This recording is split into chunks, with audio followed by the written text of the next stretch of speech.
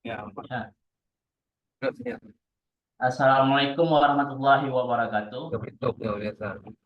Waalaikumsalam. Selamat siang dan salam sejahtera untuk kita semua. Terima kasih kepada Bapak Ibu yang sudah hadir pada webinar hari ini. Saya Ami Hanafi, guru SMPN 3 Mane, dengan senang hati akan memandu jalannya acara ini. Sebelum kita mulai, saya akan izinkan saya menyapa dan mengaturkan penghormatan kepada yang terhormat Pak Safawi selaku pemateri pada webinar ini, yang terhormat Ibu Kepala SMPN 3 Mane, yang terhormat kepada Ibu Kepala SMPN 2 Gempang, yang terhormat kepada Bapak Kepala Sekolah SMPN 1 Gempang, yang terhormat kepada Bapak Kepala Sekolah SMPN 1 Tangsi, yang terhormat kepada Ibu Kepala Sekolah SMPN 1 Mane, dan yang terhormat kepada Bapak Ibu Ketua MGMP Bahasa Inggris. Terima kasih atas kehadiran Bapak Ibu semua. Semoga acara hari ini bermanfaat dan dapat memberi wawasan baru bagi kita semua. Baiklah, untuk memulai acara dengan semangat, saya ingin berbagi pantun terlebih dahulu. Di era digital semua serba cepat. Teknologi maju melesat pesat. Belajar bersama jangan sampai lewat. Mari bersama kita tingkatkan semangat. Ayo semangat. Ya, selanjutnya kita akan memasuki sesi pertama yang akan dibawakan oleh Bapak Safawi yang telah bersedia berbagi ilmu dan pengalaman dengan kita semua. Mari kita dengarkan bersama dan jangan lupa siapkan pertanyaan untuk sesi diskusi nanti. Mengurai tujuan dengan detail yang tajam. Modul ajar disusun semakin terarah. Yuk kita ikuti pemaparan yang mantap biar pembelajaran jadi lebih mudah dan berkah. Silakan untuk Bapak Safawi, saya beri waktu dan tempat kepada Pak Safawi untuk menjelaskan materi. Baik, terima kasih pada moderator Pak Ali. Baik, Assalamualaikum warahmatullahi wabarakatuh. Salam sejahtera. Waalaikumsalam warahmatullahi wabarakatuh. Syukur kepada Allah, salam pada Rasulullah. Yang saya hormati Bapak Ibu Kepala yang sudah berhadir di ruang grup. Saya hormati Bapak moderator. Saya hormati Bapak. Kurang begitu jelas Pak suara Bapak. Yang sudah jelas, sudah jelas. Belum jelas. Jelas.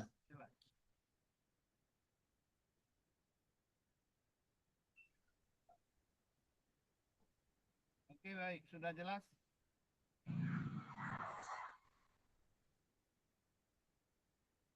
Sudah jelas, suaranya sudah jelas? Belum, Pak. Belum.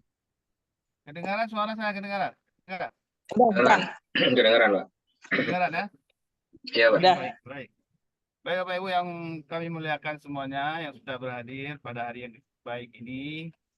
Saya mengucapkan terima kasih kepada Bapak Ibu semua.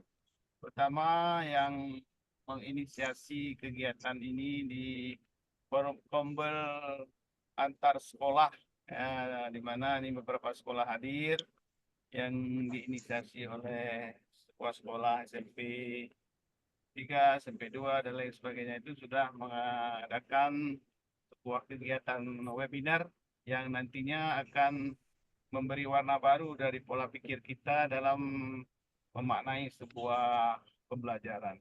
Hari ini saya diberi kesempatan untuk berbagi ya, dengan Bapak Ibu semuanya. Mungkin ini menyangkut dengan pengembangan modul ajar. Pengembangan modul ajar ini tentu sudah 2 tahun kurikulum Merdeka berjalan, ya. Tapi perlu kita asah dan analisis kembali ya, apa yang menyangkut dengan modul ajar ini sehingga memberi dampak untuk kita berpikir dan beranalisis. Yang paling penting adalah kita pedoman pokok dalam modul ajar ini adalah Permendikbudristek nomor 16 standar proses. Mana pasal 4 mengatakan bahwa sebuah perencanaan itu diawali dengan yang pertama tujuan, yang kedua langkah-langkah pembelajaran, yang ketiga asesmen. Tiga komponen itu sudah mewakili ya dari semua apa yang ingin kita sampaikan di sebuah proses pembelajaran. Itu tiga saja sudah cukup. Itu sangat minimalis sesuai dengan Permendikbudristek nomor 16. Tentu itu pada hari sebelumnya ya, pada Bapak Moderator sebelumnya mungkin sudah menyampaikan ya. Yang pertama itu menyangkut dengan analisis TP. Ya, ini analisis TP. Kemudian kita beralih ke menyusun TP ATP. Itu ya langkah-langkahnya. Kemudian baru kita menyusun sebuah modul ajar. Modul ajar itu menjadi patokan kita dalam melakukan proses pembelajaran, di mana langkah-langkah dalam modul ajar itu harus kita lihat, ya, kita pedomani nanti dalam sebuah proses pembelajaran.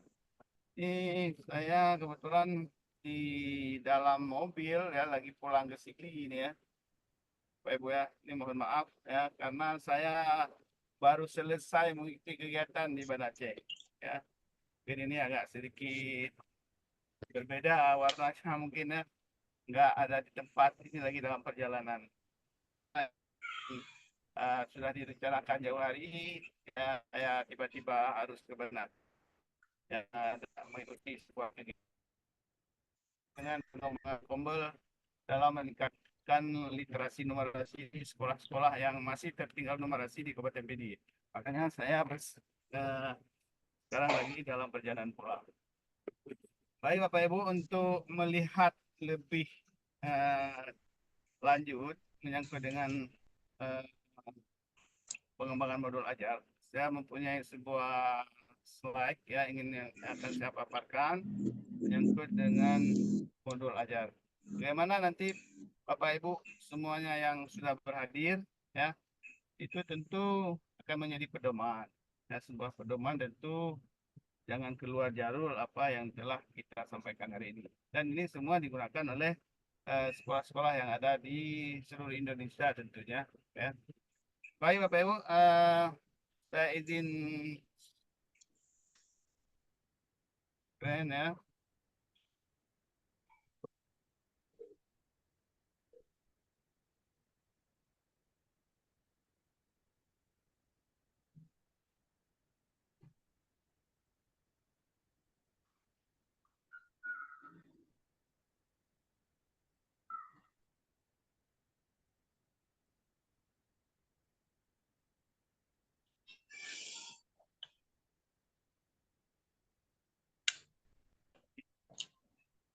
Sudah terlihat Bapak Ibu ya? Ya, terlihat jelas Pak, cuman belum full screen. Ya. Oke. Baik, sudah ya? Ya, baik, sudah jelas. Baik, baik.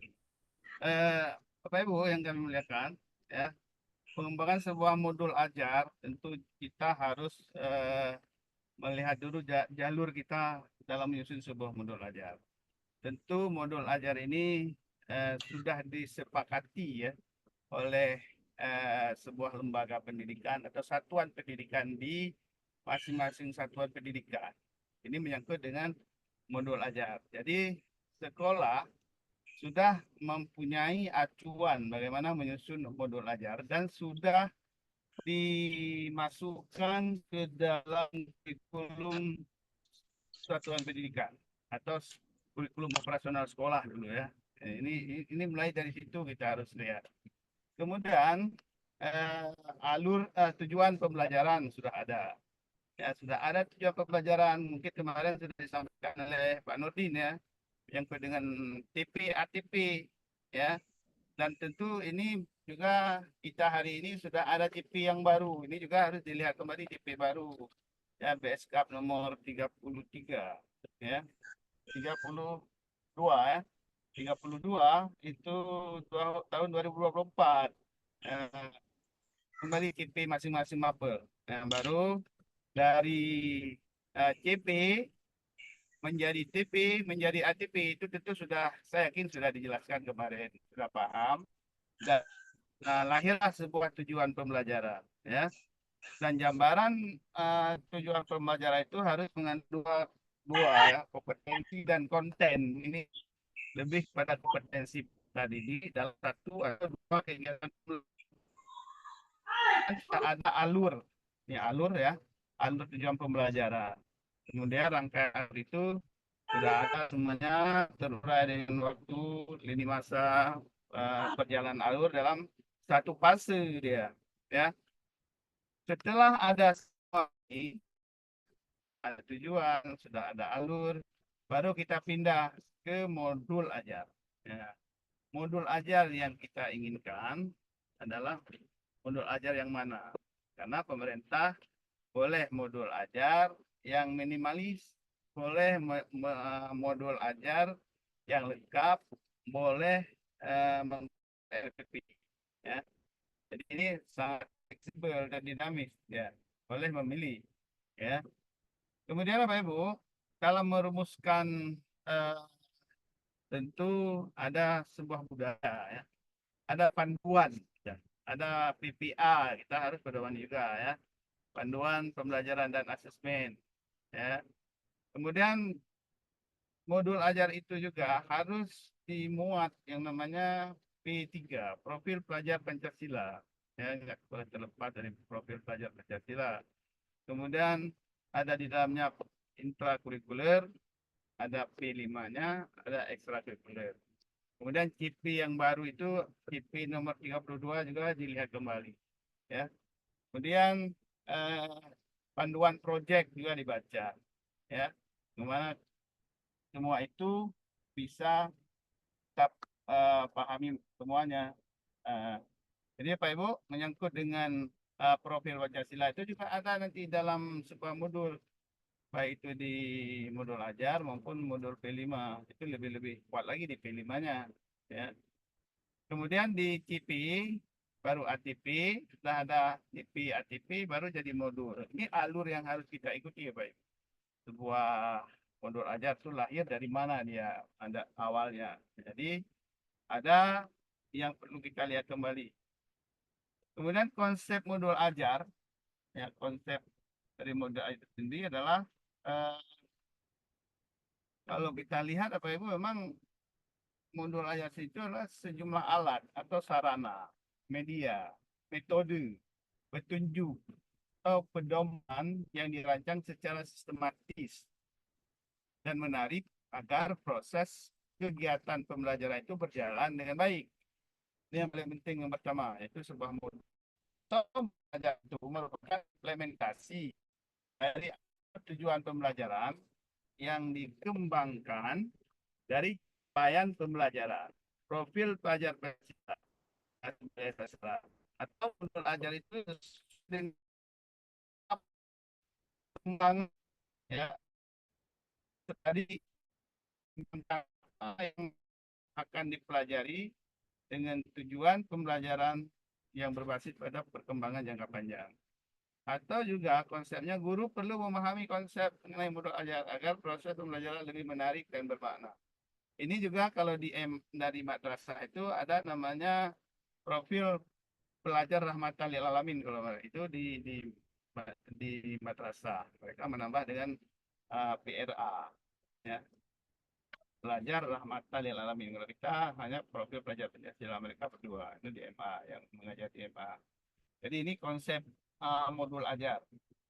Jadi Bapak Ibu, modul ajar itu sendiri merupakan salah satu perangkat ajar, ya, sama seperti RPP, ya, yang memuat rencana pembelajaran di kelas. Namun memiliki komponen yang lebih lengkap, ya. Nah, kalau RPP kan simple ya, cukup dengan tujuan, cukup dengan langkah-langkah dan asesmen. Itu di RPP. Tapi modul ajar itu sekurangnya berisi tujuan, langkah-langkah, media pembelajaran, asesmen, serta informasi dan referensi belajar lainnya yang dibutuhkan dalam satu unit atau topik berdasarkan alur tujuan pembelajaran yang dapat membantu guru dalam melaksanakan pembelajaran. Ini artinya modul ajar itu sebagai alat, sebagai sebuah usaha untuk membantu guru dalam atau pada saat belajar mengajar. Ini perlunya sebuah modul ajar. Tentu tujuan modul ajar sendiri, ya tujuannya mengembangkan perangkat ajar yang memandu guru melaksanakan pembelajaran. Jadi kalau hari ini guru, kalau kita tanya mana RPP, hari ini guru ada buat RPP, ada. Di mana? Oh, di kelas. Padahal lagi mengajar. Guru itu harus membawa RPP ke kelas. Nggak boleh meninggalkan RPP, cuma hanya membuat RPP saja. Jadi RPP itu sebagai acuan, pedoman di saat belajar. Atau dengan bahasa kita bilang, apa yang telah kita tulis, kita kerjakan. Ya. Apa yang kita tulis di modul ajar atau di RPP, tuangkan ke dalam proses pembelajaran. Cuma hanya menulis. Itulah manfaatnya sebuah RPP. Jadi kerangka atau apa yang telah kita tulis di RPP atau modul ajar cukup bagus kita buat, cantik, ya kan? Kemudian langkah-langkah yang luar biasa. Tapi di saat implementasinya ini sungguh luar biasa, nggak ada yang kena satu pun. Ini yang perlu kita refleksi kembali, Bapak Ibu ya. Apakah saya sudah mengajar sesuai dengan RPP atau modul ajar? Nah, ini apakah kita sudah sesuai? Nah, ini perlu kita refleksi. Bagaimana nanti kalau tidak sesuai? Berarti kita sesuaikan dengan modul ajar. Jangan hanya mengajar itu sesuai dengan kemauan kita, sesuai dengan kebiasaan-kebiasaan kita. Ini yang perlu kita robah. Agar apa? Kita mempermudah, Bapak Ibu, mempermudah dengan ada modul ajar, memperlancar dan meningkatkan kualitas. Ini untuk meningkatkan kualitas pembelajaran itu pedoman kita modul ajar. Atau menjadi rujukan bagi guru dalam melaksanakan kegiatan pembelajaran ini rujukan. Ya, guru perlu sebuah rujukan dalam melaksanakan pembelajaran gunakan modul ajar.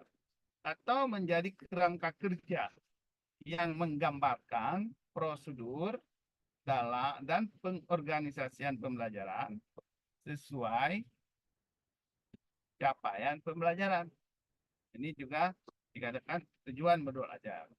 Bagaimana dengan guru? Guru juga memiliki keleluasaan ya, untuk membuat sebuah modul ajar. Memilih atau memodifikasikan sebuah modul ajar yang sudah disediakan oleh pemerintah untuk menyesuaikan modul ajar dengan karakteristik peserta didik. Jadi guru sekarang boleh menggunakan modul ajar yang ada, terutama di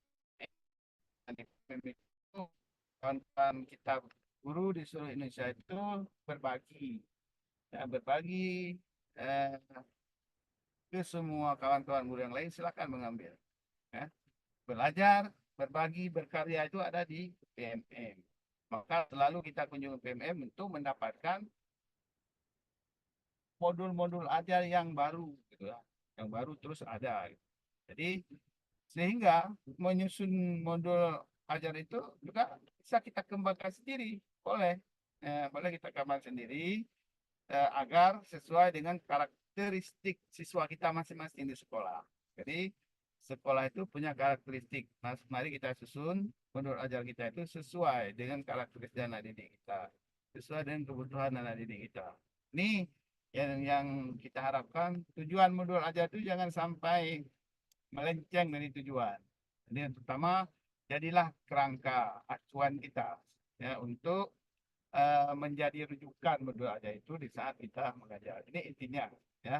Yang nanti di saat kepala sekolah ke kelas melakukan observasi, melakukan supervisi kelas, tentu yang diminta adalah modul ajar dilihat. Dipedomilah ini modul ajar menjadi rujukan kita di saat mengajar. Ya. Oke, baik Bapak Ibu, selanjutnya kalau kita lihat bagaimana prinsip-prinsip ya menyusun sebuah modul ajar, tentu penyusunan modul ajar itu harus memperhatikan beberapa hal, Bapak Ibu, ya, menyangkut dengan karakteristik, kompetensi dan minat peserta didik di setiap fase. Jadi kita SMP ini hanya satu fase, fase D. Dilihatlah mana perbedaan tingkat pemahaman dan variasi jarak gap antara tingkat kompetensi yang bisa terjadi di setiap fase. Mungkin kita ini tidak akan ada seperti itu karena kita satu fase, kan beberapa fase. Mungkin di SD itu ada 3 fase. Mungkin mereka ada terjadi gap antara fase karena tingkat umur yang berbeda. Ya. Kemudian Bapak Ibu melihat dari sudut pandang pelajar bahwa setiap peserta itu unik ya, maka perlu kita sesuaikan modul ajar itu sesuai dengan kebutuhan. Hari ini banyak guru mengajar itu sesuai dengan keinginannya sendiri. Yang merancang pembelajaran, apa yang dilihat ya di PMM mungkin tidak pernah disesuaikan dengan kebutuhan anak didik kita. Ini salah satu. Jadi bahwa belajar harus berimbang antara intelektual, sosial, dan personal, dan semua hal tersebut adalah penting dan saling berhubungan. Jadi kita diharapkan terus belajar agar kita mampu memahami setiap anak-anak kita. Kemudian tingkat kematangan Bapak Ibu. Juga ini perlu dilihat kematangan setiap peserta didik. Jadi kita nggak boleh menyamakan anak didik kita itu dalam satu kelas itu sangat berbeda dan beragam dan sangat heterogen ya anak didik kita sehingga dengan tahap perkembangan yang berbeda itu yang dilalui oleh anak didik kita itu merupakan dampak dari pengalaman sebelumnya.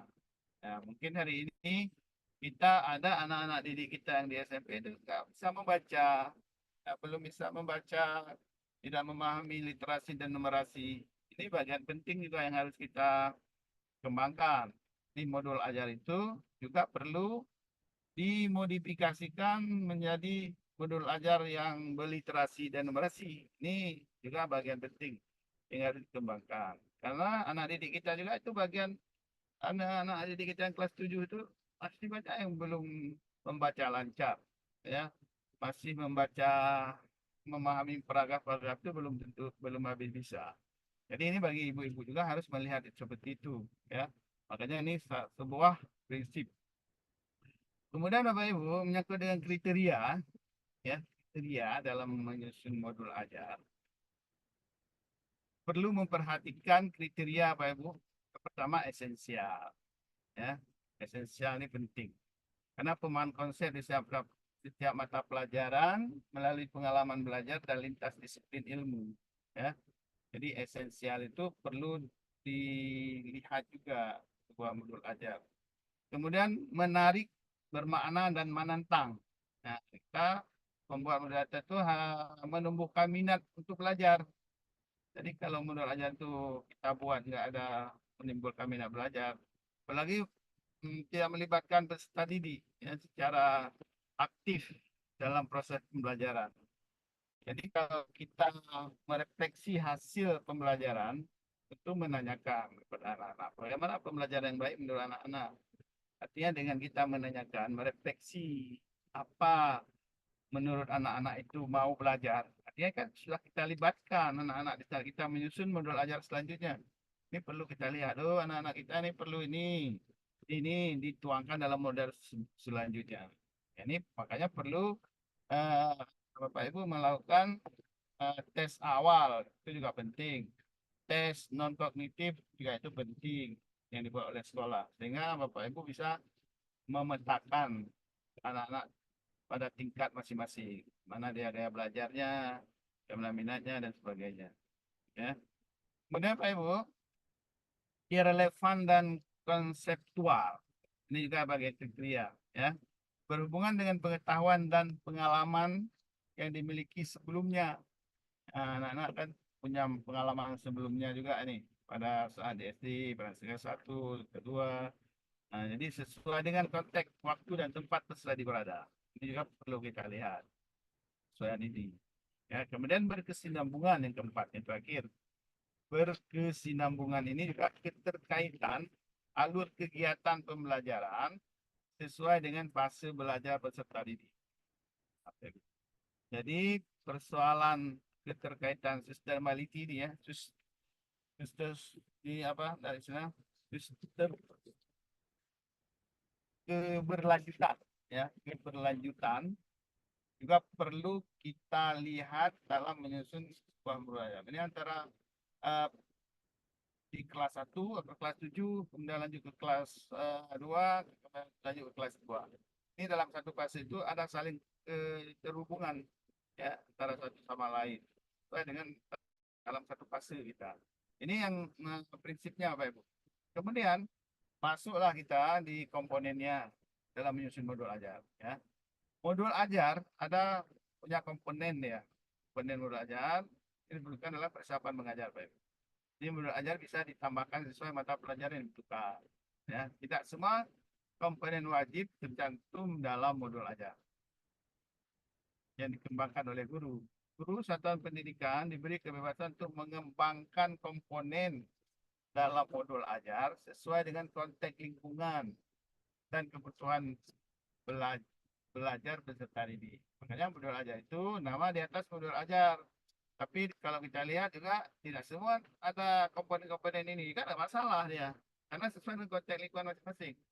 Nah, tapi itu modul ajar. Misalnya informasi umum, 3 inti, komponen inti, komponen lampiran. Ini harus dilampirkan. Tapi kadang-kadang di dalam komponen yang pertama, informasi umum, ini ada identitas penulis misalnya ini. Ini kita berikan, nanti kita lihat salah satu contoh modul ajar yang sudah siap. Baik.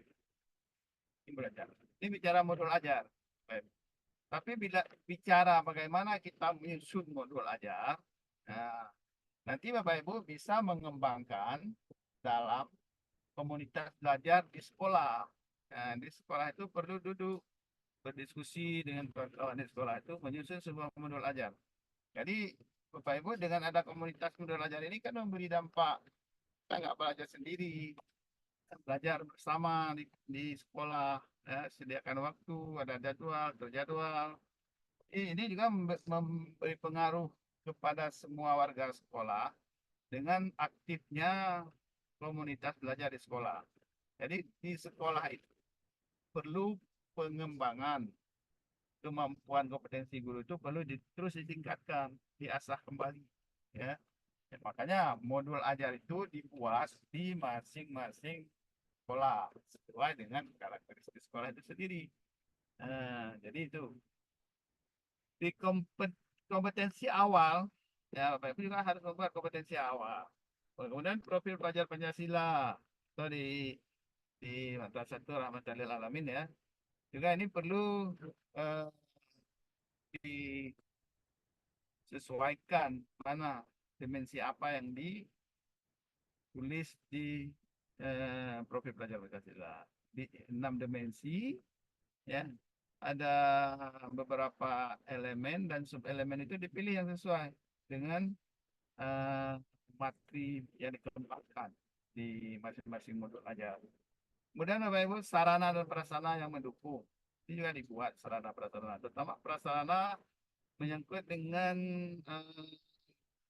pendukung pembelajaran ya ini juga ditulis pendukung pelajaran kertas, laptop, ya kan, fokus ini juga ditulis komponen sarana prasarana. Target tadi ya target pas tadi itu kemudian model pembelajarannya apa ya, model itu banyak ya kalau dalam model-model pembelajaran.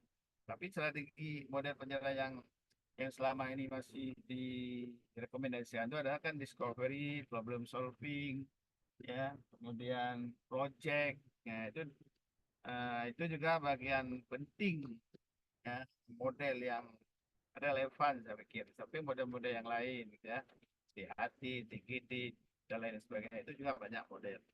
Jadi ini yang komponen yang pertama, Bapak Ibu. Ini harus dibuat. Yang kedua, komponen inti. Nah, komponen inti itu ada tujuan pembelajaran.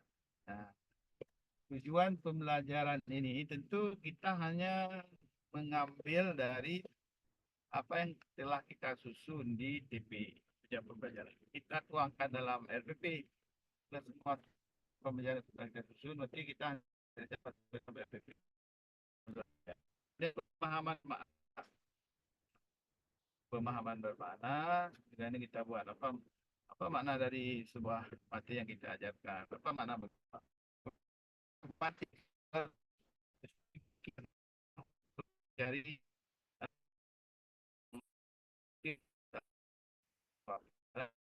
ingin kita memberikan semangat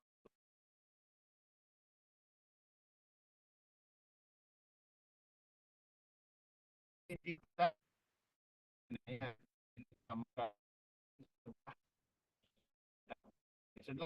skenario kita belajar maka kalau dilihat dari pengalaman belajar selama ini, guru itu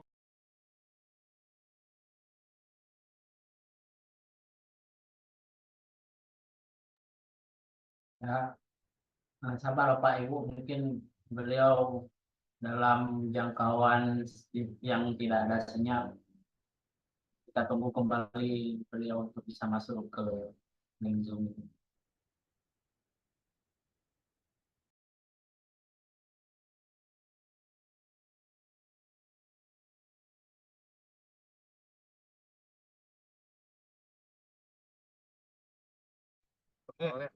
baik terpental tadi ya. Sudah ada. Itu Sudah, Pak. sedikit. Halo, Ya. Bu, masih kedengaran? Terdengar jelas, Pak. Tinggal slide-nya aja yang ditampilkan kembali. Oke, itu saya lihat dulu ada saya di sawah hilang sinyal. Di atas selawah kebetulan hilang sinyal, hilang kontak nih ya. Kita share balik ya. Iya, nggak apa-apa. Bisa dimaklumi, Pak.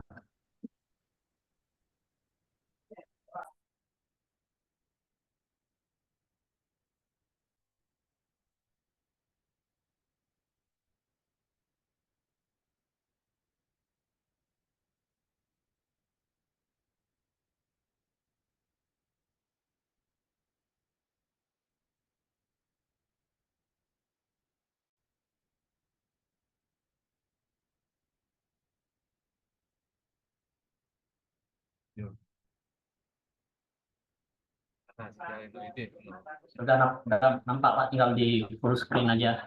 Tadi hilang sinyal tadi. Kebetulan ini di Selawah kan. Oke, ini ya di sini tadi ya.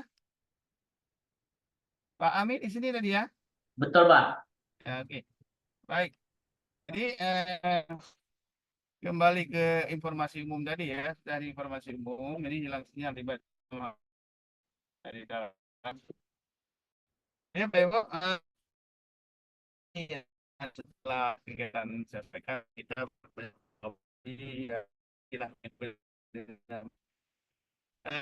tujuan pembelajaran nih, tujuan pembelajaran dan formatif perkembangan mana. Kemudian ada pengayaan dan remedial. Nah, ini juga sudah kita rencanakan bagi kita yang memang punya dua ya, ada tingkat belajar tinggi dan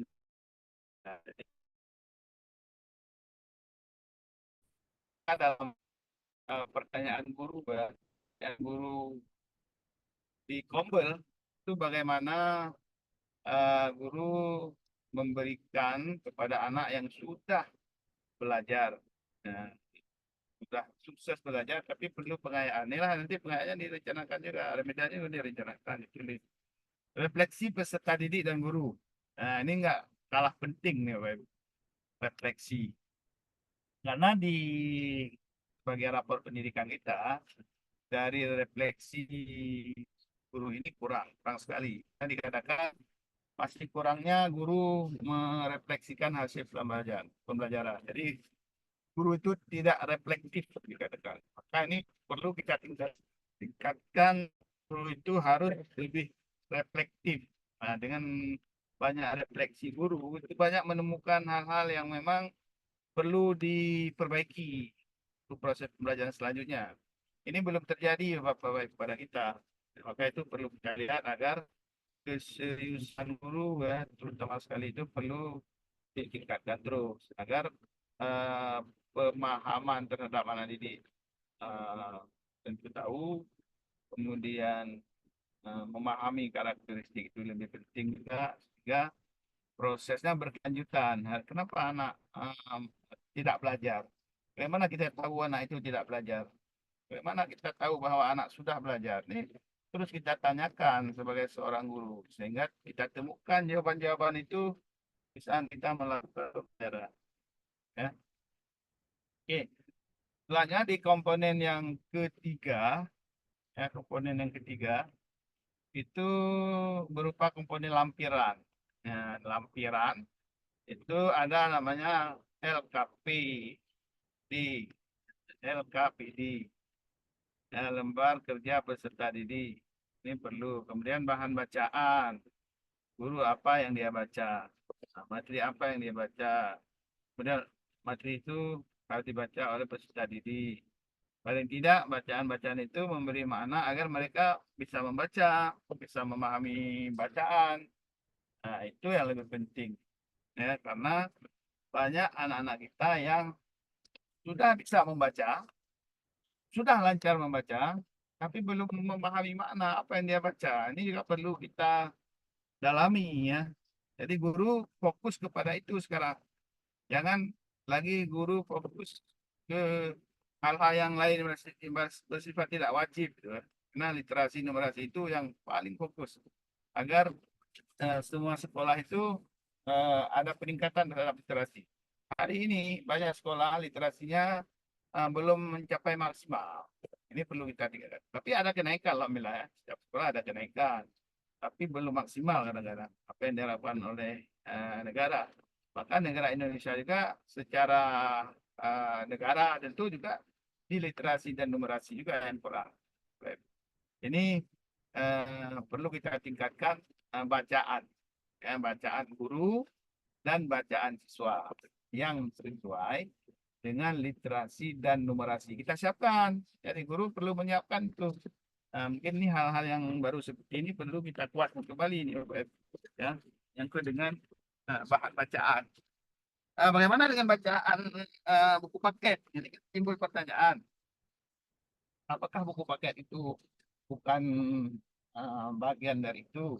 Tentu buku paket itu salah satu sumber ya, salah satu sumber bacaan dari beberapa banyak buku yang perlu dibaca. Tentu Bapak Ibu ini butuh sebuah kerja keras bagi sekolah untuk memperbanyak bahan bacaan buku siswa yang lebih ke literasi dan numerasi. Ini Bapak Ibu. Ya, jadi sekarang kita rubah fokus ke literasi dan numerasi kalau bisa.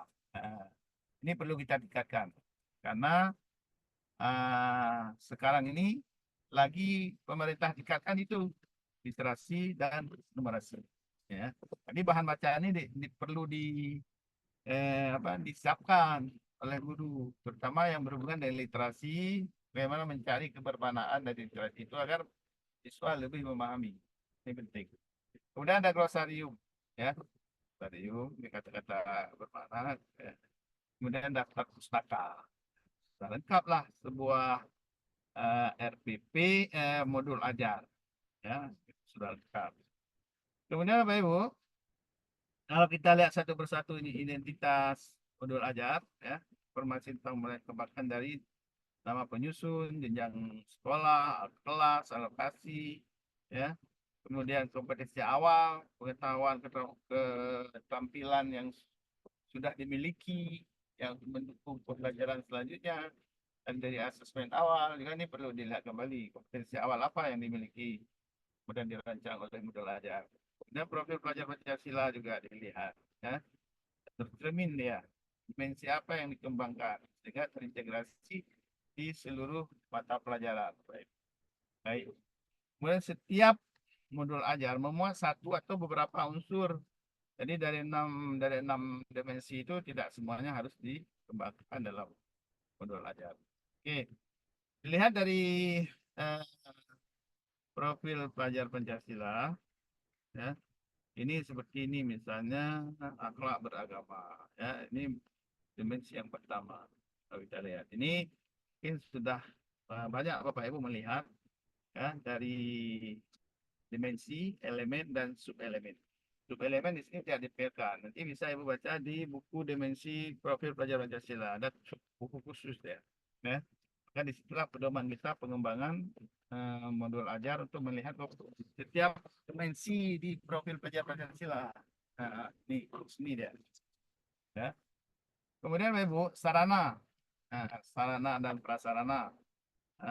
Fasilitas atau bahan yang dibutuhkan untuk menunjang kegiatan pembelajaran. Nah, ini juga kesediaan materi disarankan pertimbangan kebutuhan peserta didik. Ya. Kemudian Pak Ibu, targetnya, target kita jelas anak-anak yang memang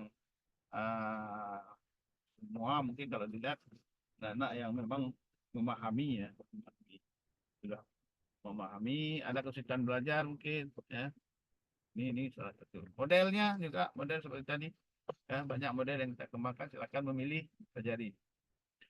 Kemudian tujuan ini sudah tentu kita sudah merancang nih dari ITP, ITP, ATP ini kita buat agar pengetahuan itu diperoleh dari fakta, eh, prosedur, ya, faktual, konseptual, dan prosedural. Itu kita lihat dari fakta-fakta. Ya. Kemudian tidak terlepas dari kompetensi dan konteks. Itu kita buat tujuan. Kemudian pemahaman bermakna juga seperti itu, ya, sudah saya jelaskan tadi. Kemudian di kegiatan pembelajaran, saya lebih penting anak-anak kita arahkan ke proses pembelajaran dan strategi itu lebih kepada eh, pembelajaran diferensiasi gitu. Ini karena ini satu cara dianggap unggul ya dalam kurikulum Merdeka adalah pembelajaran diferensiasi. Karena dianggap anak itu unik ya, ya jadi itu unik dan berbeda-beda. Maka cara pembelajaran itu sesuai dengan kebutuhan anak didik kita, ya, sesuai dengan kebutuhan anak didik kita. Ini kuncinya itu. Dan perbedaan anak didik kita itu memberi warna agar kita sebagai seorang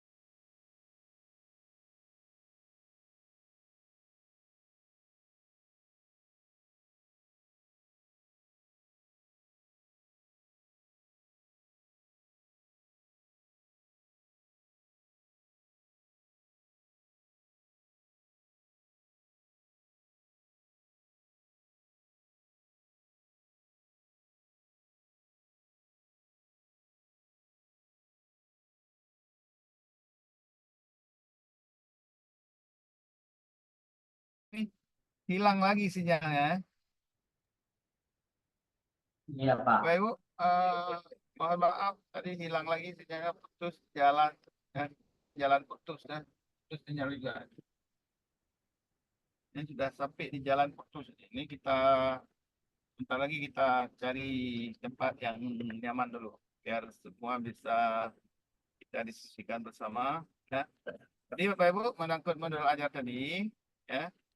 Masih kedengaran Pak Amik? Jelas terdengar, Pak. Jelas? Jelas ya? Oke, baik. Baik, kita lanjut sekali lagi. Nah, menyangkut dengan modul ajar.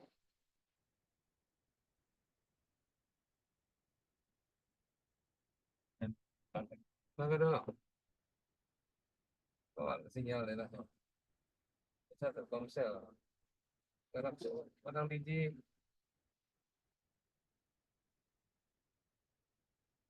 Yang kan analog lah.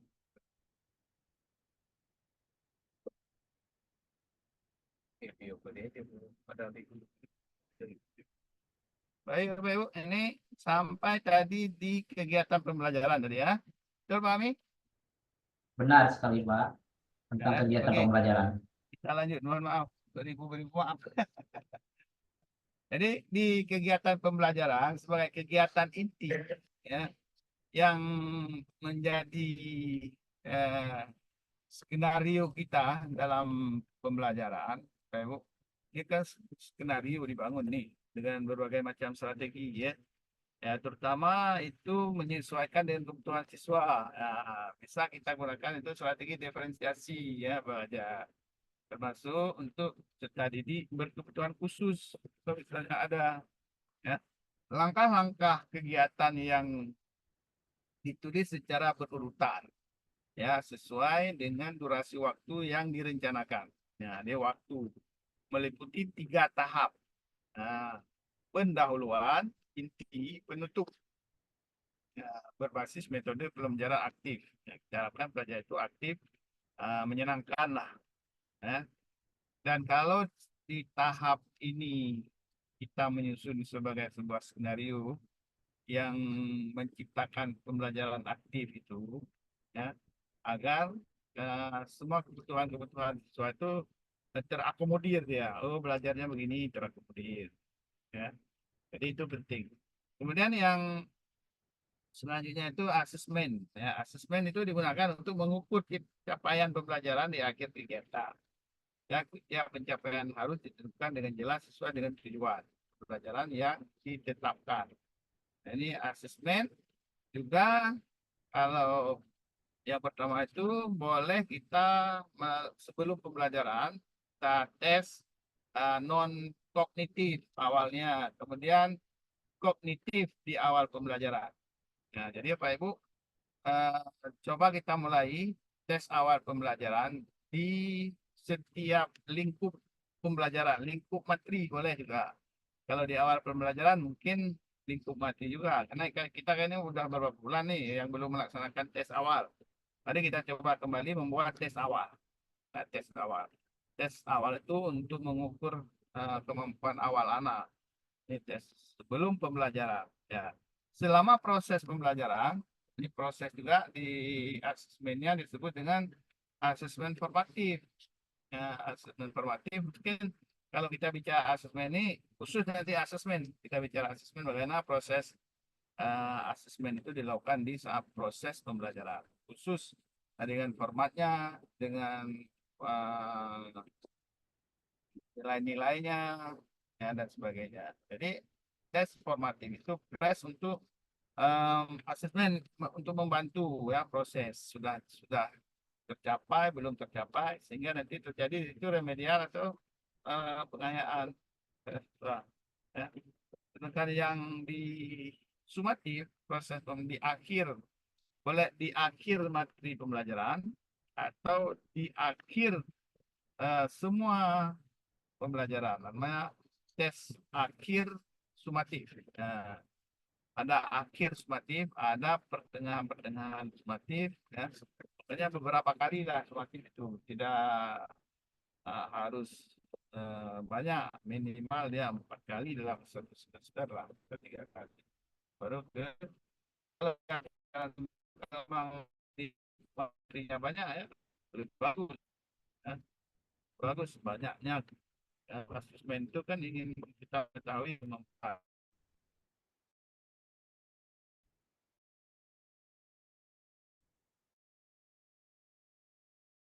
mencapai tujuan.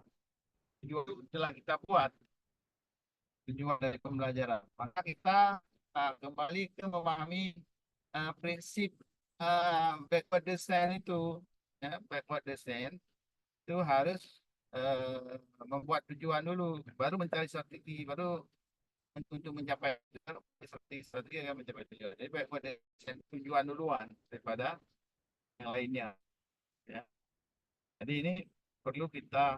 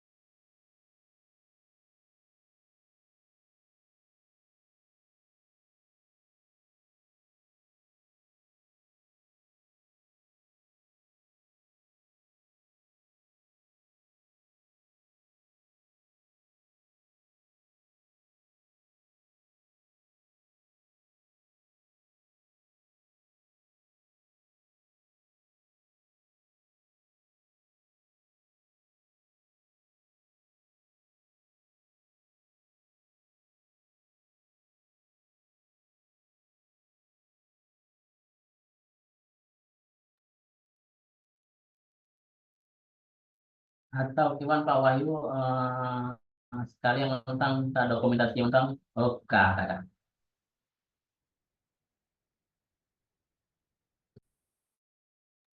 Gimana? Oh, udah jalan tuh.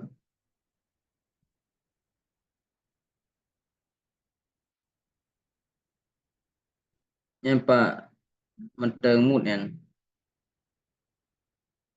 ini Bapak Ami. Halo? Iya, Ya. terpental lagi Pak Dengar ya, ada? ada 3 kali Pak ya. Memang Ya. jalan susah kali emang.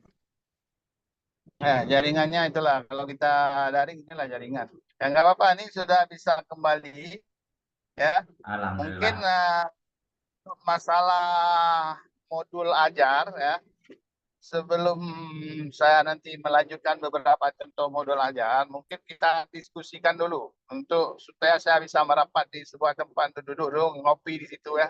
Di sini ya sambil mencari sinyal bagus ya. Boleh kita diskusikan. Silakan Pak Ami untuk memandu kegiatan diskusi.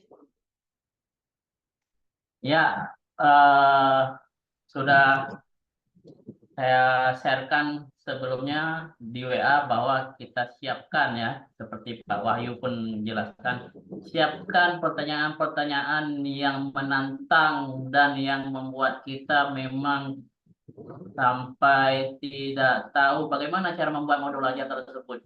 Makanya di sini saya akan memberi kesempatan bagi Bapak Ibu untuk bisa memberi pertanyaan atau memberi penjelasan sebagai bahan diskusi kita nantinya, dan kemungkinan insya Allah Pak Safawi akan menjelaskan lebih jelasnya lagi bagaimana. Silakan Bapak Ibu, saya berikan kesempatan dan waktunya untuk bertanya dan berdiskusi bersama-sama.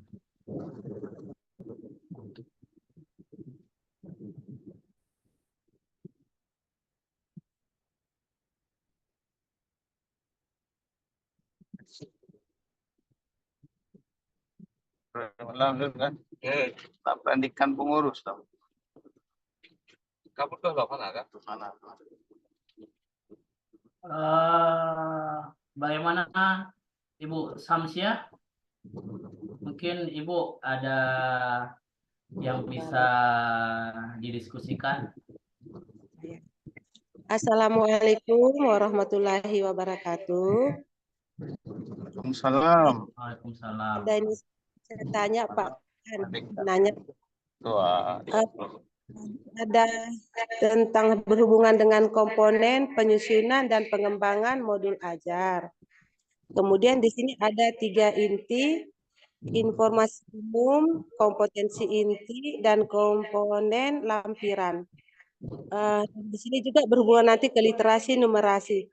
Saya mohon penjelasan ini Pak, kurang jelas bagi saya, kurang mengerti begitu Pak. Bagaimana itu yang dimaksud kompetensi umum, kompetensi inti, dan komponen lampiran?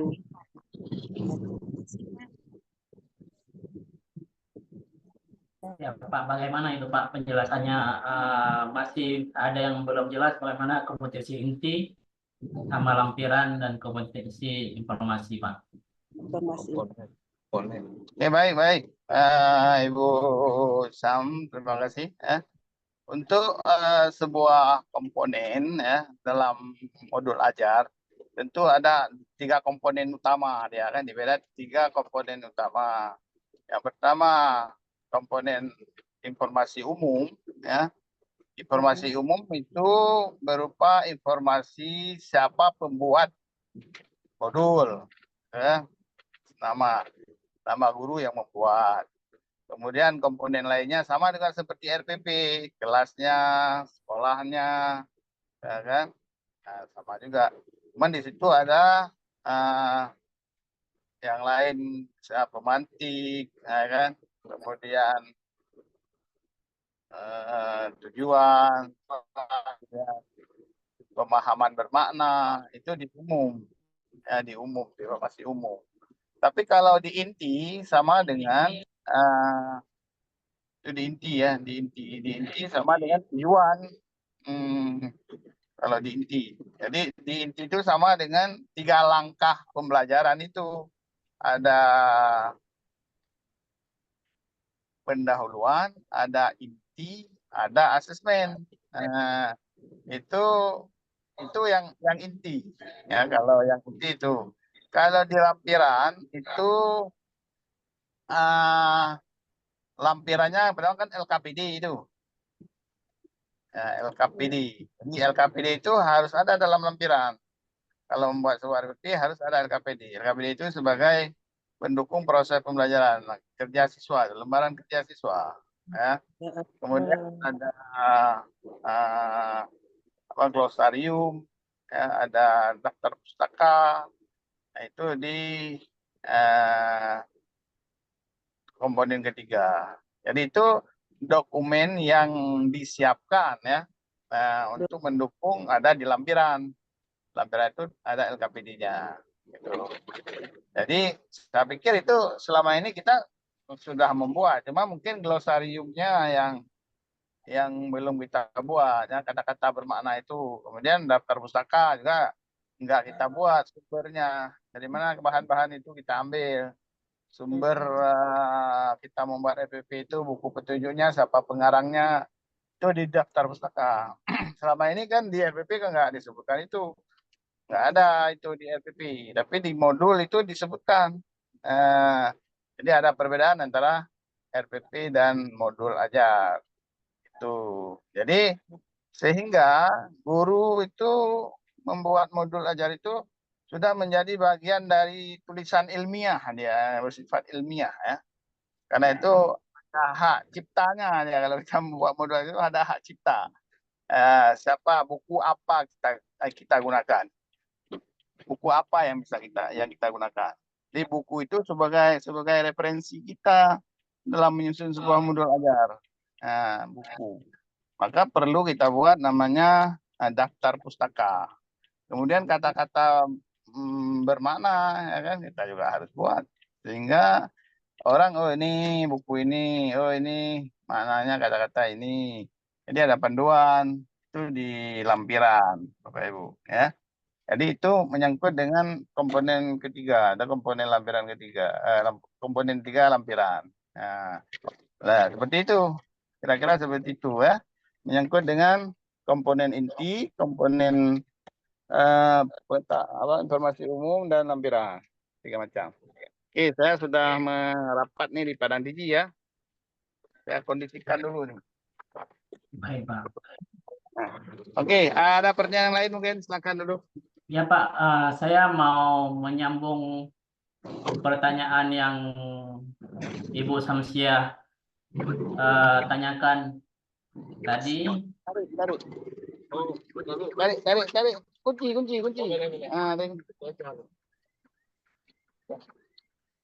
Udip deh.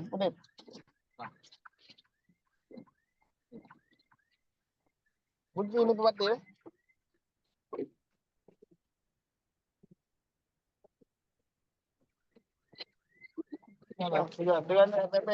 Dengan meyuk.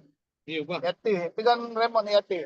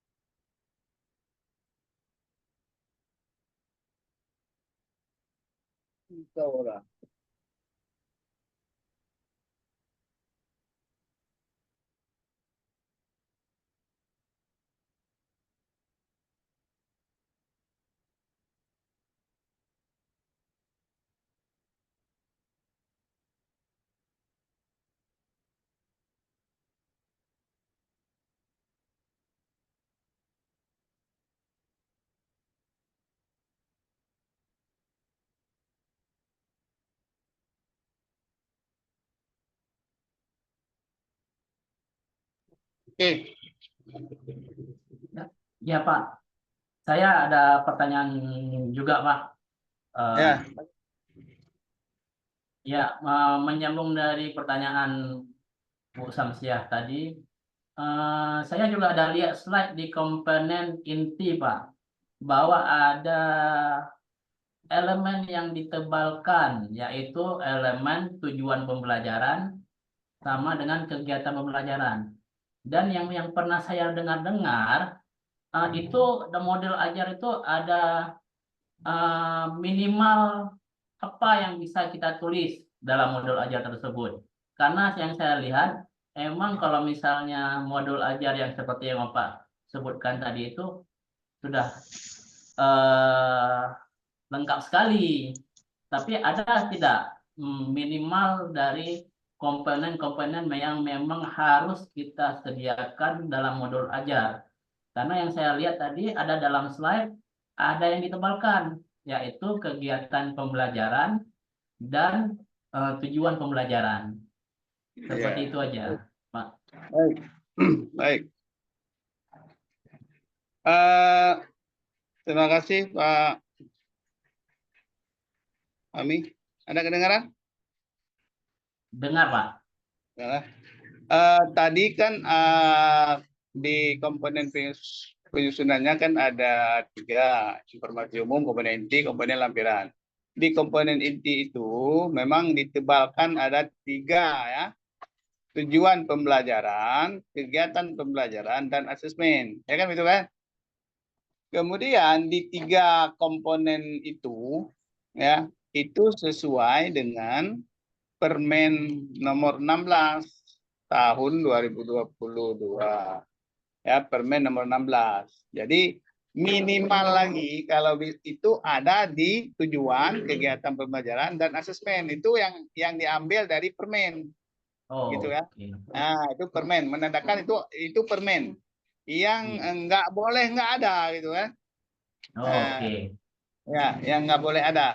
Tapi di saat kita menyusun sebuah komponen modul ajar, ya, kalau kita hilangkan misalnya kita hilangkan target tadi nggak ada misalnya. Nggak boleh, nggak apa-apa. Ya memang itu tidak memberi dampak, tapi yang memberi dampak itu kan di tujuan, di kegiatan pembelajaran dan asesmen dan lain-lain itu di komponen inti sehingga komponen inti bisa lengkap, lebih lengkap ya. Sedangkan yang 3 itu hanya menandakan itu adalah bagian yang terpenting yang ada hubungannya dengan Permen nomor 16 ya, proses.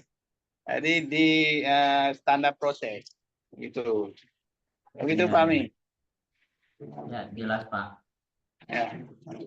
Jelas. Cuman saya ada juga pertanyaan lagi Pak. Ya. Ini kan model ini dapat diadaptasi untuk berbagai tingkat kemampuan siswa, Pak. Jadi bagaimana modul ini dapat diubah atau disesuaikan untuk memenuhi kebutuhan siswa dengan berbagai tingkat pengetahuan atau keterampilan? Bagaimana bisa disesuaikan, Pak? Bisa diubah, diadaptasi. Karena kadang-kadang kita melihat anak murid ini ada yang memang psikomotorik misalnya, tapi cuma 2 orang. Jadi bagaimana bisa memang yang 2 orang ini kita bisa melibatkan juga tanpa memang kita harus memang eh, membuat lagi pembelajaran yang psikomotorik gitu, yang memang orangnya memang yang mau banyak bergerak gitu, cuma 2 orang ini. Bagaimana bisa menyiasati itu, Pak?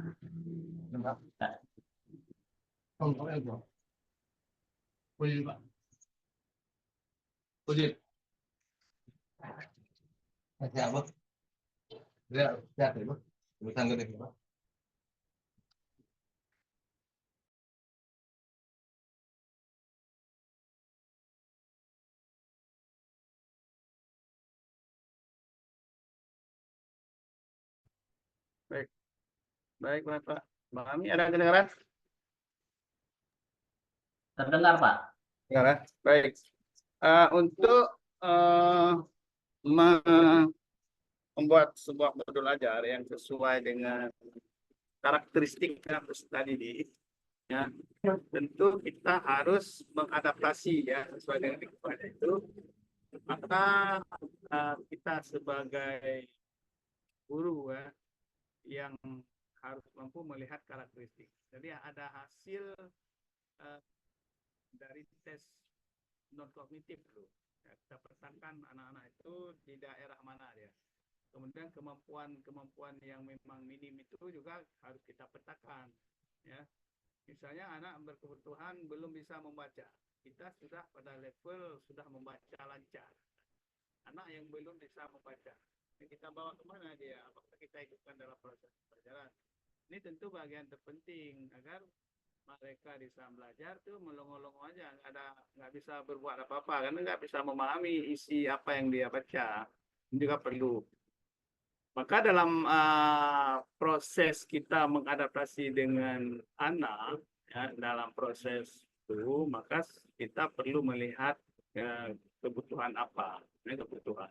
Di saat kita menyusun sebuah modul ajar yang memang sesuai dengan, maka di langkah pembelajaran itu kita tulis dia, kita masukkan dia strategi apa, ya, kita adaptasikan sesuai dengan kebutuhan. Kalau hari ini modul ajar itu banyak kita lihat itu yang memang kita ambil dan modifikasi ya yang ada di PMM. Tentu ini sudah ada sedikit kemajuan kita mau mengambil daripada masih modul ajar yang lama atau PPP yang masih lama ya. Tapi kalau kita sudah mengadaptasi, sudah memodifikasi sebuah modul ajar, kita sesuaikan dengan kebutuhan. Ini anaknya ada perbedaan, maka kita gunakan diferensiasi konten, kita gunakan diferensiasi isi, atau kita gunakan diferensiasi produk. Ada anak-anak yang memang dia pandai dalam membuat sesuatu, lebih kepada skillnya, keterampilan. Mungkin dia lebih arahkan ke keterampilan. Mungkin dia lebih ke kognitifnya, lebih ke isinya mungkin ya kita sesuaikan ya kepada itu. Jadi ini yang dikatakan pembelajaran berdiferensiasi itu yang harus dilihat selalu dalam menyusun sebuah modul ajar. Karena anak-anak kita kan beragam ya. Tidak semua anak itu sama, Bapak Ibu. Jadi itu yang harus kita adaptasikan. Maka diferensiasi itu mungkin saya pikir itu sangat penting untuk kita lihat dari ini. Karena anak-anak kita yang beragam dan unik itu perlu kita pedomani dan pahamkan bagaimana pembelajaran itu yang menyenangkan, yang melihat perbedaan-perbedaan itu menjadi sebuah keberagaman yang perlu kita sesuaikan. Yang sampai anak-anak kita mengajar dia nggak mampu memahami apa yang diajarkan. Jadi ini juga bagian penting, apalagi kita anak-anak yang memang sedikit punya kekurangan kognitifnya, kekurangan kognitif. Jadi ini perlu kita lihat dan perlu kita adaptasi. Hal ini tentu diawali dengan data-data konkret yang telah ada sebelum dia masuk sekolah itu sudah ada data konkret. Sudah ada data non-kognitifnya, ya, kayak belajarnya. Nah, ini yang perlu dibawa dan dikaji ya dalam kombel masing-masing, saya pikir. Ya, oh anak begini, kan? Kemudian anak ini begini kita petakan. Kemudian nanti kita berikan begini, ya. Jadi hari ini kita jangan terus mengejar sebuah materi yang lebih banyak, tapi kita lebih mengejar tujuan yang lebih banyak. Tujuan ini bisa tercapai. Ya. Kalau matematik terlalu banyak itu mungkin nggak mampu anak pahami sekarang pada jenjang sekarang. Mungkin nanti akan dipahami sendiri dia saat banyak membaca. Saat membaca anak-anak terus dipahami sendiri. Maka arahkan anak bisa membaca, bisa memahami apa isi bacaan. Itu yang lebih penting. Ya, arahkan Bapak Ibu. Maka ini pembelajaran yang berdiferensiasi ini kita galakkan untuk melihat berkebutuhan anak yang tadi ya. Kemudian diferensiasi perlu kita terapkan agar kita tahu perbedaan-perbedaan yang ada di saat proses pembelajaran itu bisa berubah anak-anak yang sudah pandai membaca, sudah pandai memahami bacaan, itu akan lebih bermakna dia daripada anak yang belum bisa membaca, hanya diam dengar saja tapi nggak tahu dia, nggak masuk dia dalam kepalanya itu. Jadi itu saya pikir itu lebih penting ya untuk penyesuaian adaptasi agar anak-anak yang memang berkebutuhan lemah tadi akan bisa diserap apa yang kita inginkan. Jadi kalau misalnya materi-materi yang ingin kita kembangkan, juga boleh materi-materi yang esensial. Materi-materi atau bacaan-bacaan yang kontekstual juga boleh. Ya, kita sekarang materi yang ada di CP kadang-kadang nggak sesuai dengan materi yang ada di buku. Ya, di CP induk materinya itu kita kembangkan menjadi TP. Materi itu kadang kita tidak sesuai dengan buku, dan materi-materi itu sudah kadang-kadang sudah dipilih oleh orang, ini kelas 1, ini kelas 2, ini kelas 3. Padahal dalam TP itu masih banyak yang beragam, mana kelas 1. Maka kita pilih dia. Yang pertama TP itu menjadi TP itu kita urai dari yang termudah, dari sedang ke yang tersulit. Ya, ini TP yang kita buat, Pak Ibu. Jadi saya pikir agar proses anak-anak itu bisa berhasil dalam sebuah pembelajaran, maka perlu kita modifikasikan modul ajar, kita adaptasikan modul ajar sesuai dengan kebutuhan peserta didik. Berarti tiap tahun itu kita beda modul ajar berarti Pak ya, karena setiap siswa beda-beda ya. Iya betul. Beda, kita sesuaikan dengan lingkungan kita. Hari ini misalnya kita di Gempang, ya anak-anak kan lebih kepada alam ya, kita buat alam ya seperti di Rempang. Yang penting anak-anak di saat membaca, memahami isi bacaan lebih kepada arah kontekstualnya daerah sendiri.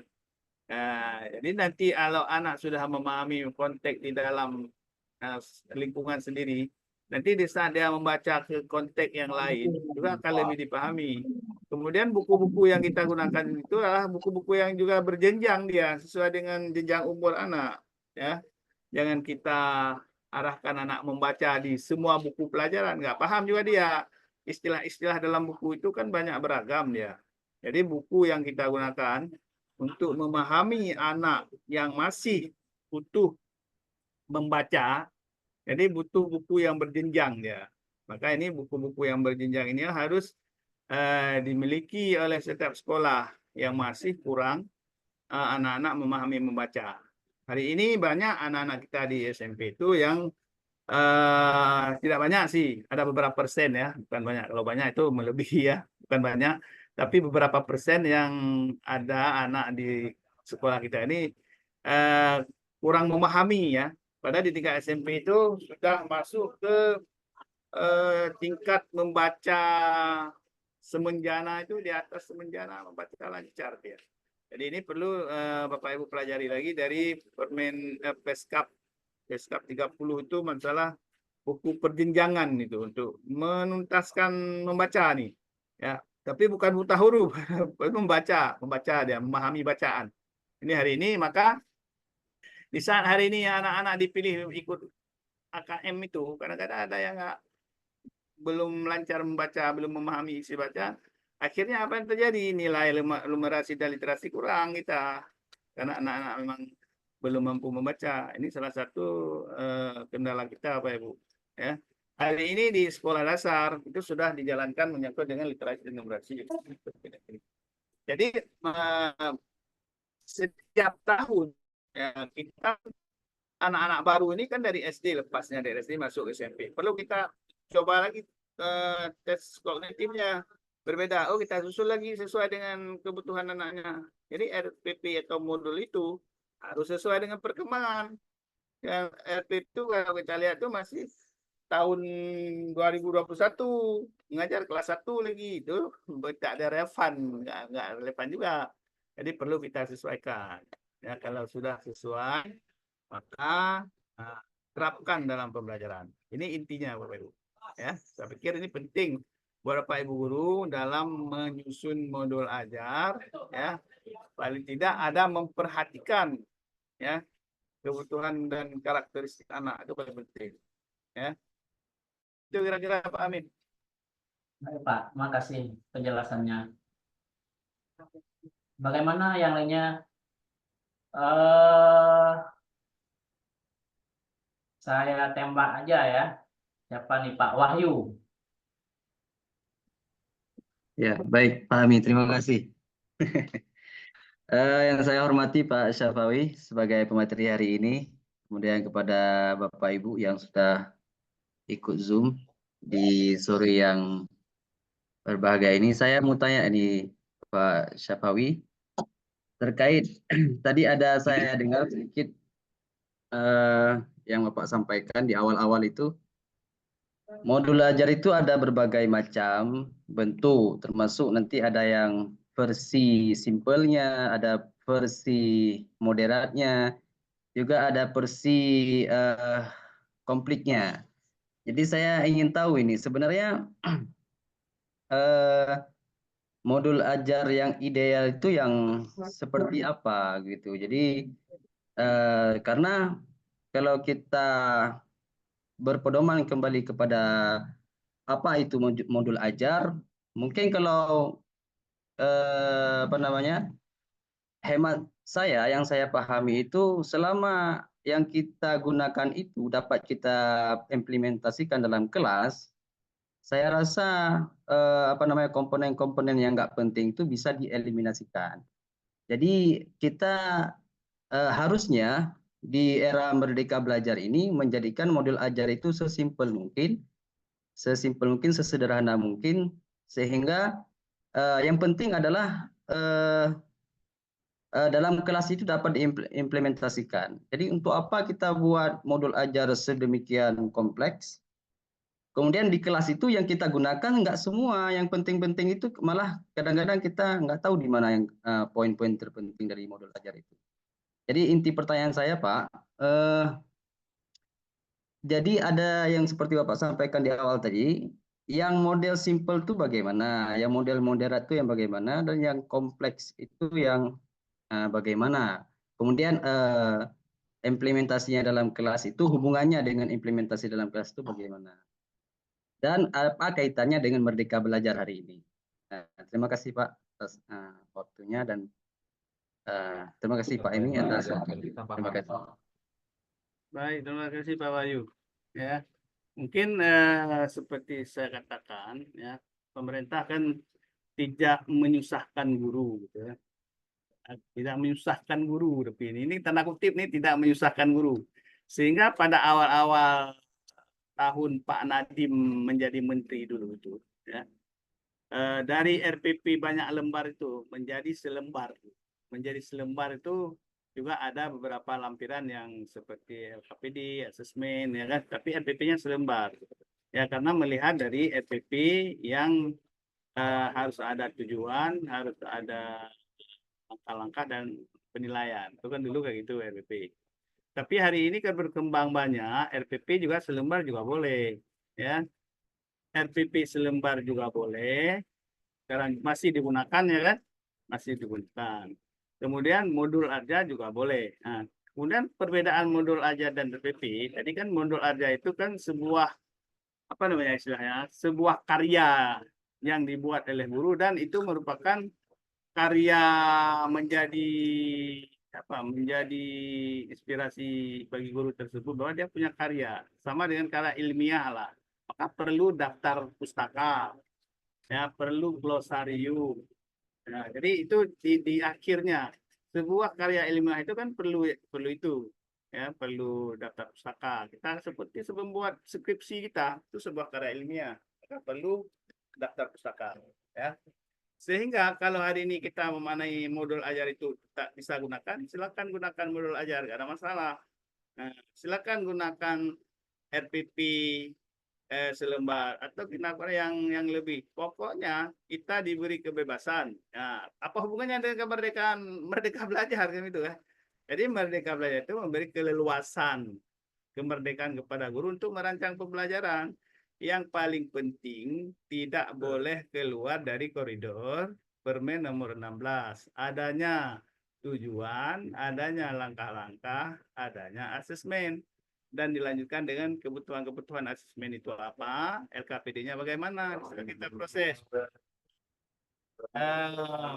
Ini kira-kira seperti itu hubungannya dengan Merdeka Belajar itulah diberi kebebasan, keleluasan guru dalam membuat modul ajar. Jadi nggak ada masalah. Modul ajar itu harus lengkap, boleh. Harus ini satu lembar pun juga boleh, nggak ada masalah. Itulah hubungan kebebasan tadi, Pak Wahyu. Saya pikir seperti itu. Ini saya duduk dekat masjidnya, Padang Tiji ya, banyak ini suara pengaji ini. Jadi Nggak itu apa-apa. kira-kira Pak Wahyu. Iya, nggak apa-apa kalau misalnya mau di break juga boleh. Kalau misalnya azan. Dia mah prima. Apa yang pakai ikut dulu yang. Baik, Bapak Ibu, siapa lagi yang bisa diberikan siapa lagi yang bisa memberikan pertanyaan atau diskusi tentang bagaimana modul ajar yang terbaik, minimal, apa yang kita harus buat, sehingga nanti tidak akan lagi bingung untuk membuat modul ajar. Dan yang terpenting memang prakteknya ya. Jangan hanya sekadar teori, kita buat modul ajar, maka di webinar ini menjadi sebuah sangat penting sekali kita untuk mendapat ilmu yang sampai apa yang kita buat nanti ada salah lagi. Jadi istilahnya kita mendapat ilmu juga di sini, juga mendapat sebuah kesepakatan bersama bahwa pengawas berkata seperti ini dan kita melakukan sesuai dengan apa yang dikatakan dengan pengawas. Oke, silakan. Apa perlu saya tembak lagi ini siapa? Ibu Morianti.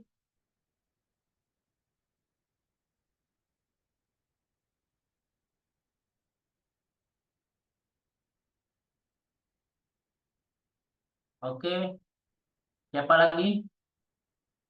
Ibu Siti Fahriani.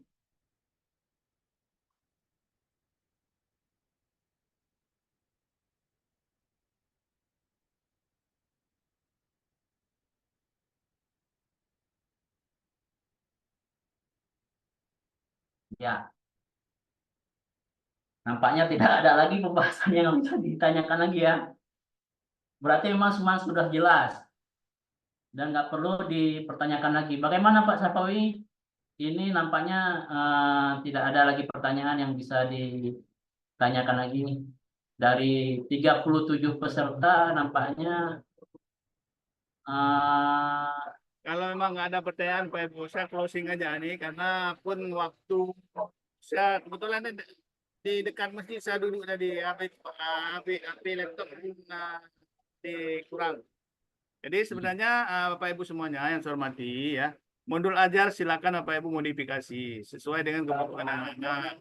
Boleh RPP 1 lembar, boleh modul ajar minimalis kalau istilahnya ya. Nggak perlu minimalis gini, modul ajar tapi nggak ada glosarium, nggak ada musaka, modul ajar juga namanya minimalis. Tapi untuk menjadikan modul ajar itu bagus ya, sesuai dengan alur yang sudah ada itu lengkap, itu lebih bagus. Kita gunakan aja menjadi bahan apa nah, ciptaan kita sebagai pencipta modul ajar, sehingga orang lain sehingga kita bisa berbagi ke orang lain. Ini punya kita, bukan punya orang tulis nama kita, itu seperti itu. Karena nama orang tertulis nama kita, jangan ya, itu nanti plagiat gitu. Jadi oleh karena itu saya pikir Bapak semua ya, modul ajar itu silakan merancang ya. Yang pertama sesuai dengan kebutuhan karakteristik siswa kita masing-masing ya. Kalau hari ini modul ajar banyak sekali modelnya, silakan Ibu baca, pelajari, sesuaikan dan implementasikan di kelas. Dan hari ini modul ajar itu perlu disesuaikan dengan literasi dan numerasi di kelas masing-masing atau di sekolah masing-masing. Karena literasi dan numerasi ini kita masih perlu perhatian khusus supaya itu ya, literasi numerasi. Nah, jadi alhamdulillah nanti kita petakan berapa orang siswa sekolah yang belum membaca lancar gitu ya. Ini perlu kita petakan. Sekolah bisa memetakan tuh agar kebutuhan anak-anak yang belum bisa lancar membaca itu kita terus mengintervensi masing-masing di sekolah. Ya gurunya di saat mengajar silakan mengintervensi agar anak-anak bisa belajar. Jadi jangan Bapak Ibu terus terpaku dengan anak yang nggak bisa belajar. Bukan tugas kepala sekolah, bukan tugas Pak Guru Bahasa Indonesia, ya, tapi tugas kita bersama saat mengajar. Silakan mengintervensi anak-anak itu, berikan buku-buku bacaan yang berjenjang, ya, dan gunakan buku-buku yang relevan. Jadi tidak berkutik pada buku teks atau buku teks saja. Dan boleh menggunakan buku lain. Kalaupun misalnya tidak ada buku teks di sekolah, cari buku teks yang ada di kementerian ya, SCB di kementerian itu banyak sekali buku teks, buku non teks untuk dikembangkan di dalam proses pembelajaran agar anak-anak berminat untuk mau membaca. Ya, itu penting Bapak Ibu ya. Karena sekarang kita meningkatkan membaca itu supaya lebih bagus. Nanti anak-anak di saat mengikuti AKM itu akan lebih naik tingkat literasi dan numerasi kita. Saya pikir ini yang bisa saya sampaikan. Mudah-mudahan Bapak Ibu semua bisa mengaplikasikan di lapangan, nanti bisa menyusun modul ajar di kombel sekolah masing-masing. Ya, mohon nih gunakan kombel sekolah masing-masing. Ya, ini sudah azan. Saya mohon maaf, beribu maaf. kondisi hari ini saya masih pulang daripada Aceh, ya, karena panggil lagi kemarin di Aceh. Besok hari Senin di wilayah Kangsi dan Gempang yang binaan saya, ya, binaan saya dengan Pak Nurdin. Ini siap Bapak Kepala Sekolah meluncur ke Sigli. Ada bimbingan teknik menyangkut dengan instrumentasi evaluasi kinerja kepala sekolah di sekolah untuk tahun ini. Kira-kira begitu Pak Ami. Mohon maaf bila ada kekurangan. Bila taufiq wal hidayah. Assalamualaikum warahmatullahi wabarakatuh. Ya. Terima kasih sebesar-besarnya kepada Pak Salawi atas pemaparan yang sangat luar biasa dan bermanfaat.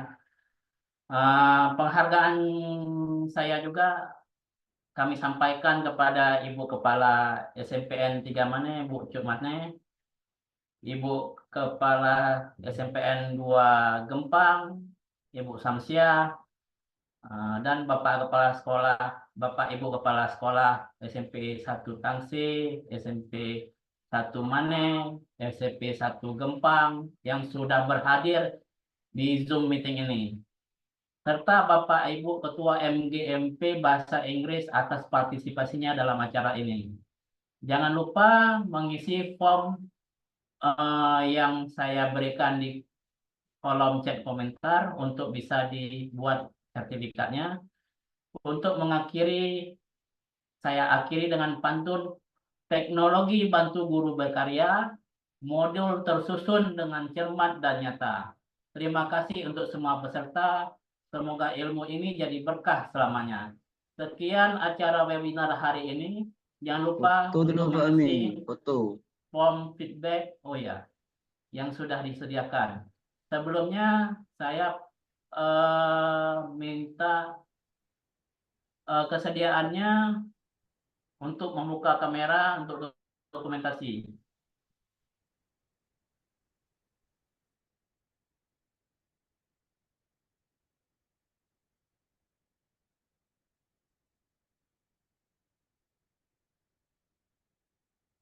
Silakan buka kameranya untuk Screenshot bisa aja Pak Ami, didokumentasi. screenshot. Screenshot kurang pas Pak, mohon maaf Pak.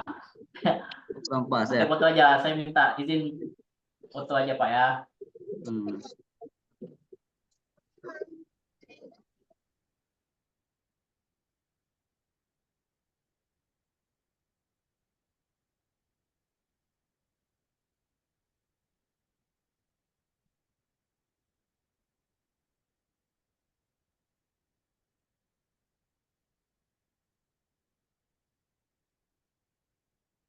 Oke,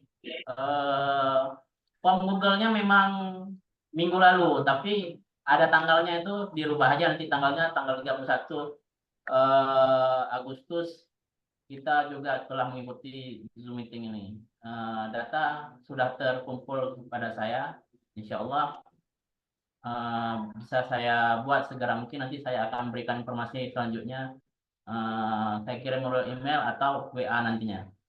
Sekian acara webinar hari ini. Jangan lupa untuk mengisi form feedback juga yang sudah disediakan. Insya Allah nantikan juga materi presentasi yang akan kami bagikan apabila diberi kesempatan untuk bagi Pak Safawi. Sampai bertemu di kesempatan berikutnya. Wassalamualaikum warahmatullahi wabarakatuh. Waalaikumsalam warahmatullahi wabarakatuh.